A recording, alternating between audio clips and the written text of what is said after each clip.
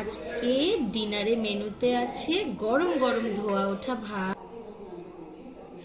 এটা হলো বরবটির ভর্তা, আছে বাঁধাকপি ও শীতের সবজি দিয়ে, সাথে বড়ি, মটরশুঁটি, গাজর এরকম কিছু সবজি দিয়ে একটা পাঁচমিশালি চচ্চড়ি। এটা বড়ি দিয়ে চাল কুমড়োর ঘন্ট,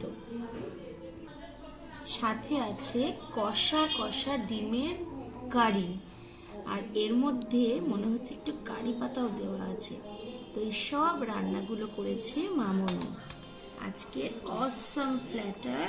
ও দারুণ দারুণ। তবে স্টার্ট করি একটু।